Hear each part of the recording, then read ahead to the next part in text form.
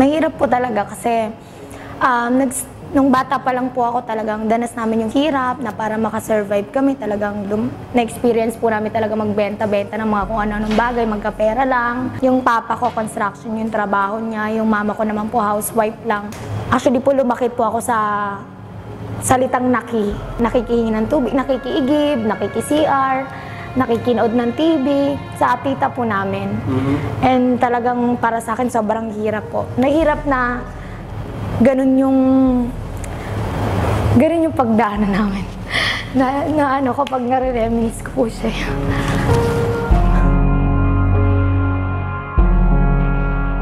Bawat tao ay may kanya-kanyang pangarap sa buhay.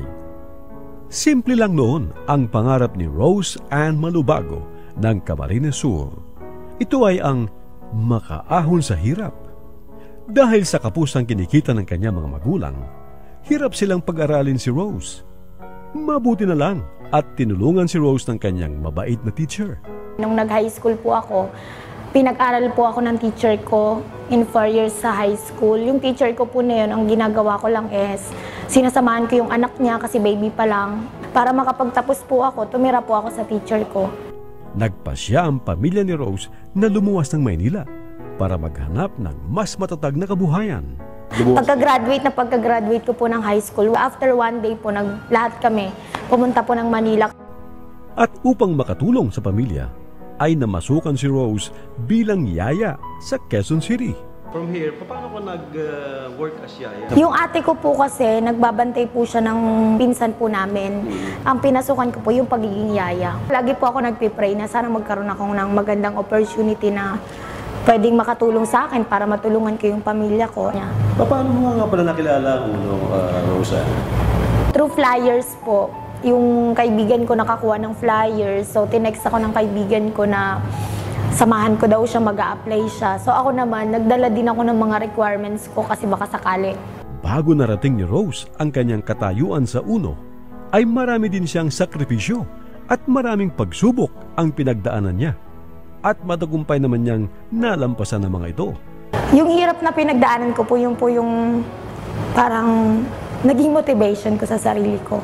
So yun po yung nagtulak sa akin para mas lalong panggigilan. Kasi sabi ko, mahirap maging mahirap. Hindi naman naging madali ang pag-asenso ni Rose. Mahigit 1 taon siyang nagtiyaga at nagsumikap para makaahon sa hirap. Nagbago ang buhay ni Rose nang mag-focus siya sa Unlimited Network of Opportunities o UNO. Nung time na binili ko po yung kotse ko, hindi po alam ng papa ko. Anong kotse mo? Chevrolet Optra po. Okay. Kasi po, nung bago ako magkakotse, lagi niyang tinatanong sa akin, asa na yung kotse mo? Lagi mo sinasabi, bibili ka ng kotse, ang tagal-tagal ng kotse mo. Yung time na yun, mga kapatid ko lang po yung alam, talagang naiyak po sila sa tuwa. Sinabi ko na, pa, ito na yung kotse ko, nakabili na ako. Ayaw po niyang pumasok. Sabi niya po kasi, madumi yung paa niya. Ngayon ay tinatamasa na ni Rose ang bunga ng kanyang pagtsitsaga at pagsisikap. Nakaranas na siya ng kaginhawaan sa buhay. Higit sa lahat, ay nakakatulong pa siya sa kanyang mga magulang at kapatid. Ngayon po, kumbaga, yung mga bagay po na hindi nila na-experience, dati na-experience na po nila ngayon. Kumbaga po yung makapamasyal, makakain sa labas.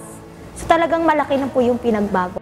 Dahil sa tagumpay ni Rose sa networking business na hatid ng UNO, ay pangmatagalang pagnenegosyo pa ang hangad nito. Hanggat nandyan ang UNO, andyan din ako. Siyempre po, unang-una nagpapasalamat po ako kay God kasi kung hindi po dahil sa opportunity binigay niya sa UNO, wala naman ako dito.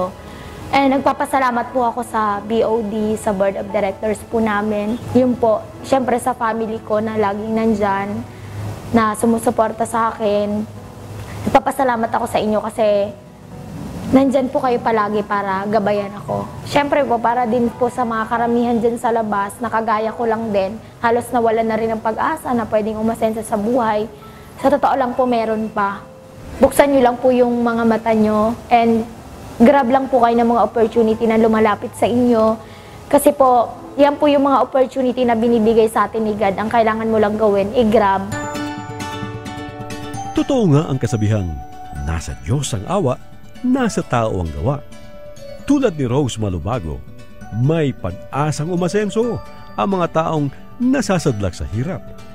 Basta't manalig lang sa Panginoon at patuloy na magsikap, tiyak na darating din ang asensong pinapangarap.